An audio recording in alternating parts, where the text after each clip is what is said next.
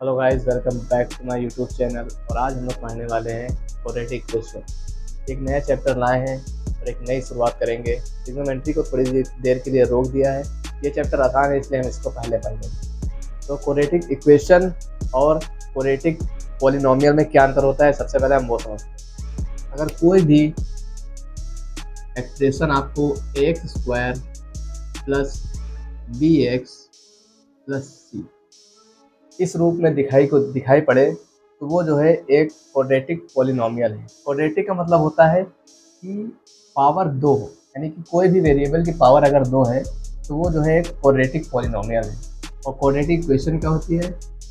कोई भी पॉलिनोमियल को अगर हम जीरो के बराबर कर दें तो उसे कहते हैं क्वाड्रेटिक इक्वेशन। यानी कि ये है क्वाड्रेटिक पॉलिनोमियल, इसको हमने जीरो के बराबर किया तो ये बन गई एक क्वाड्रेटिक इक्वेशन, जहाँ पर ए बी सी कोई रियल नंबर है। यानी कि यहाँ पर कुछ भी हो सकता है, 1 2 3 4 एनीथिंग, कोई भी नंबर हो। तो इसको जो है हम इस पर आज पूरी रिसर्च करेंगे कि इसको सॉल्व कैसे करते हैं। और इसके जो एक्स स्क्वायर है, यानी कि जितनी पावर होती है उतने ही इसके हल होंगे, तो कैसे हल निकालते हैं सब इसको आज हम सॉल्व करना सीखेंगे। तो सबसे पहले हम इसकी बात कर लेते हैं कि इसको कितनी तरीके से सॉल्व कर सकते हैं। तो पहला मेथड है हमारे पास फैक्टराइजेशन मेथड। क्या है? Factorisation method. दूसरा मेथड कौन सा है? दूसरा मेथड है कंप्लीट स्क्वायर मेथड। और तीसरा एक फार्मूला होता है जिससे कि इसके आंसर जो है तुरंत निकल आते हैं। इसे कहते हैं हम क्वाड्रेटिक फार्मूला। अब हिंदी वालों की बात कर लें तो फैक्टराइजेशन मेथड को हिंदी में कहते हैं गुणनखंड विधि, और कंप्लीट स्क्वायर मेथड का मतलब है पूर्ण वर्ग विधि, और क्वाड्रेटिक फार्मूला को द्विघाती सूत्र, और शुद्ध हिंदी में जाए तो श्री धराचार्य जी ने एक फार्मूला दिया था, उससे हम इसको सॉल्व करते हैं। तो सबसे पहले हम एक मेथड को सीखेंगे, फैक्टराइजेशन मेथड। ठीक है।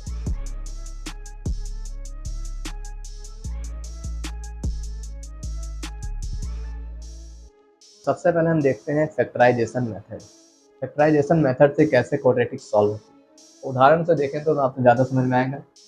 जैसे एक क्वाड्रेटिक लिखी हमने 2x² plus 5x plus 3 equal to 0। इसमें हम सीखेंगे तो इसमें क्या करना होता है, ए और सी का गुणा, यानी कि 2 और 3 को गुणा करेंगे।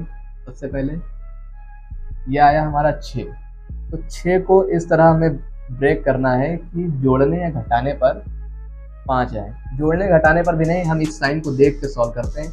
यहाँ पे अगर प्लस है तो प्लस करने पर 5 आए, अगर माइनस है तो माइनस करने पर 5 आए। यानी कि 2 और 3 को ऐसे ब्रेक करेंगे कि प्लस करने पर 5 आए। तो आसानी से दिख रहा है कि 2 × 3 6 है और 2 + 3 5 होता है। तो ये आसानी से सॉल्व हो गया हमारा। यहाँ पे लिखेंगे 2x² प्लस, इसको ब्रेक कर दिया, 2 + 3, ये x बाहर है, प्लस 3 इक्वल टू 0। यहाँ पे ऐसे ही रहेगा 2x²। अब इसको जो है गुणा किया जाता है तो 2 का x से गुणा होगा तो 2x, 3 का x से गुणा होगा 3x, और प्लस। अब यहाँ पर कॉमन लेने की बारी आती है। कॉमन कैसे लेंगे? इसमें और इसमें जो जो सेम हो उसको बाहर निकाल लेते हैं। तो यहाँ पर क्या दिख रहा है, 2 है और x है इंटू एक्स, तीन चीज़ें यहाँ पे हैं। और यहाँ पर क्या है, 2 है इंटू एक्स। अब देखिए यहाँ पर 2 है, यहाँ पर 2 है, यहाँ पर x है, तो यहाँ पर x है, यानी कि 2x दोनों में है। तो 2x को हम बाहर निकाल लेंगे। ये आ गया हमारा 2x बाहर। तो यहाँ पर बचा 1x, तो यहाँ पर कुछ नहीं बचा तो 1 बचा। अब यहाँ पर देखेंगे, यहाँ पर है 3x, तो यहाँ पर है 3, तो इसमें 3 और 3 दोनों में कॉमन है, तो 3 कॉमन ले लेंगे। तो यहाँ पर बचा x और प्लस।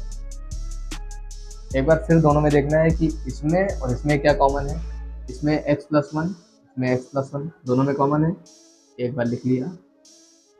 अब इधर क्या बचा, 2x, और इधर बचा +3। अब ये जो है हमारी क्वाड्रेटिक सॉल्व हो गई, लेकिन इसके भी आंसर नहीं आए। अब देखिए ये गुणा करेंगे इससे तो जीरो आना चाहिए, यानी कि इसको एक बार जीरो के बराबर करेंगे और इसको एक बार जीरो करेंगे तो जो है हमारे आंसर आ जाएंगे। कैसे? x प्लस 1 बराबर जीरो किया, ये प्लस का है उधर जाएगा तो माइनस का, यानी x की एक वैल्यू हमारी आ गई -1। इसको अब बराबर करेंगे 2x प्लस 3 बराबर जीरो, तो ये हमारा आ गया 2x, ये प्लस का है उधर जाएगा माइनस का 3 और x बराबर -3, ये गुणे में इधर आएगा भाग -3/2, यानी कि एक आई हमारी वैल्यू x की -1 और एक आई x की -3/2। अब ये वैल्यू होती क्या है? इन्हें हिंदी में कहते हैं, तीन नाम है हिंदी में, एक तो कहते हैं मूल, शून्यांक, ये दो नाम हो गए। तो इंग्लिश में बात करें तो इसको कहते हैं रूट और जीरोज, यानी कि ये ऐसे मान होते हैं अगर इसको उठा के आप इसमें रखेंगे तो जीरो आएगा। हल करने के बाद ये पता चला कि यहाँ पे अगर -1 रखें तो ये अब पूरा सॉल्व करने के बाद हमारा जीरो आएगा, यही इसका मतलब है। अब आपको हम करके दिखाते हैं कि यहाँ पे -1 रखेंगे ये जीरो आएगा कि नहीं आएगा, अभी क्लियर है। तो हमारा एक आंसर आया था x = -1। चलिए इसको रखते हैं, 2 × x की जगह -1 का स्क्वायर प्लस 5 × -1 और प्लस 3 = 0। इसको सॉल्व करेंगे, -1 का स्क्वायर यानी कि -1 × -1, माइनस माइनस प्लस हो जाएगा, प्लस का 1 यानी कि 2 × 1 प्लस इधर 5 × माइनस का है तो ये आ जाएगा हमारा माइनस का 5, इधर प्लस 3 = 0। 2 × 1 2 प्लस माइनस माइनस का 5 और प्लस 3 = 0। अब ये 2 प्लस का ये 3 प्लस का हो जाएगा 5 -5 बराबर 0, 0 बराबर 0। ये देखिए हमारा प्रूफ हो गया, यानी कि ये जो आंसर आया है ये इसी का आंसर है। तो फैक्टराइजेशन मेथड हमने सीख लिया है क्वेश्चन के माध्यम से। अब जो है दूसरे की बारी आ गई, कंप्लीट स्क्वायर मेथड। लेकिन उससे पहले हम छोटी छोटी बातें कर लेते हैं कि क्वाड्रेटिक को सॉल्व करना तो सीख लिया है, लेकिन अगर क्वाड्रेटिक बनानी है तो बनाएंगे कैसे। अब मान लीजिए x, यहाँ पे भी हमने बताया कि यहाँ पे अगर पावर 2 है तो आंसर 2 आएंगे। जैसे कि आपने देखा अभी x के 2 आंसर आए थे, -1 और 2/3। यहाँ पर पावर अगर 3 हो तो 3 आंसर आएंगे, 4 हो तो 5, जितने होंगे, यानी कि यहाँ पर n लिखा है तो n आंसर आएंगे। ठीक है, अब यहाँ पे 2 है तो मान लीजिए इसके हमारे 2 आंसर आए, कौन कौन से? एक मान लेते हैं अल्फ़ा तो एक मान लेते हैं बीटा। ये हमने ऐसे ही मान लिया है क्योंकि हमें एक फार्मूला बनाना है। अब मान लीजिए आपको 2 दिए हैं, इसके आंसर अल्फ़ा और बीटा। अब आपको ये नहीं दी है, अल्फ़ा और बीटा दिए हैं और कहा है कि अब आप हमें क्वाड्रेटिक इक्वेशन बना के दीजिए। तो उसके लिए एक फार्मूला होता है x² - alpha plus beta x plus alpha into beta equal to 0। इसमें रखेंगे तो आपको क्वाड्रेटिक इक्वेशन मिल जाएगी। अब मान लीजिए यहाँ पर अल्फ़ा बीटा था, अल्फ़ा को हमने कितना 1 रख दिया और बीटा को 2 रख दिया। अब इसमें रखेंगे तो एक क्वाड्रेटिक इक्वेशन मिल जाएगी, x² - alpha plus beta 1 + 2 x plus alpha into beta 1 × 2 = 0। इसको सॉल्व करेंगे, x² माइनस ये हो गया 2 + 1 3x प्लस 2 = 0। अब देखिए हमको यहाँ पे रूट दिए थे और रूट से हमने इक्वेशन बना ली और इक्वेशन दी है तो अभी हमने उसको सॉल्व किया था फैक्टराइजेशन मेथड से। एक नई चीज़ हमको मिली कि क्वाड्रेटिक अगर बनाना है, बनाना भी हमने सीख लिया और सॉल्व करना भी सीख लिया। अब इसमें एक और नई चीज़ होती है, क्या होती है? वो एक ऐसी चीज़ है अगर उसको आप पहले ही निकाल लें तो जो है आपको पता चल जाएगा कि ये क्वाड्रेटिक सॉल्व हो रही होगी या हमसे नहीं होगी। उसको क्या कहते हैं? उसको इसमें नाम दिया है डी। डी का मतलब इंग्लिश में कहें तो डिस्क्रिमिनेंट और हिंदी में विविक्त कर। ठीक है, डी का फार्मूला होता है, क्या होता है डी का फार्मूला? b² - 4ac। ये फार्मूला हम सबसे पहले लगाते हैं क्वाड्रेटिक को सॉल्व करने से पहले। क्यों लगाते हैं? इसलिए लगाते हैं कि इसमें जो है, अभी आपको बताते हैं क्यों लगाते हैं। अगर हमारा डी हमारा अगर कोई प्लस में आंसर आता है तो इसका मतलब हमारी ये क्वाड्रेटिक सॉल्व हो जाएगी, उसके दो आंसर मिलेंगे। कौन कौन से? तो मिला के इसके रूट जो है हमारे वो रियल होंगे, रियल एंड डिस्टिंक्ट। इसका मतलब क्या हो? रियल एंड डिस्टिंक्ट का मतलब है कि इसके रूट्स रियल यानी कि निकलेंगे और डिस्टिंक्ट का मतलब अलग अलग होंगे, यानी कि सेम नहीं है, वन वन नहीं निकल सकते, वन होगा टू होगा, अलग अलग होगा। दूसरा, अगर हमारा डी जो है जीरो आ जाए, जीरो भी आ सकता है, प्रोबेबिलिटी है, अगर जीरो आ जाए तो इसके जो रूट्स होंगे हमारे रियल होंगे यानी कि निकलेंगे, लेकिन वो जो है इक्वल होंगे, यानी कि रियल होंगे और बराबर होंगे, यानी कि एक रूट एक निकला तो दूसरा भी एक ही होगा, दो निकला तो दूसरा भी दो होगा। तीसरी प्रोबेबिलिटी है हमारे पास कि डी अगर नेगेटिव आए, नेगेटिव आ जाए, नेगेटिव अगर नेगेटिव आ गया उस टाइम पर हमारे रूट्स जो है नहीं निकलेंगे। ठीक है, रूट निकल नहीं सकते, तो रूट्स हमारे क्या होंगे? रूट्स इमेजिनरी होंगे, यानी कि वो उस दुनिया में पहुंच जाएंगे जहां पर मैथ नहीं पहुंचेगी, उसे कहते हैं कॉम्प्लेक्स नंबर। एक क्लास 12 में चैप्टर आएगा, वो सिर्फ इसी पर पढ़ाया गया पूरा, क्योंकि ये जो है क्वाड्रेटिक इक्वेशन में एक एक्सेप्शन आ जाता है, इसलिए इसको एक अलग ही कर दिया, इसकी बात हम नहीं करेंगे। ये दोनों हैं अगर, तो हमारी जो है क्वाड्रेटिक इक्वेशन सॉल्व होगी। अब इसको जो है हम अप्लाई करते हैं क्वेश्चन में। हमारे पास क्वाड्रेटिक है x square plus 6x plus 5। तो सबसे पहले हम इसका डी निकालेंगे।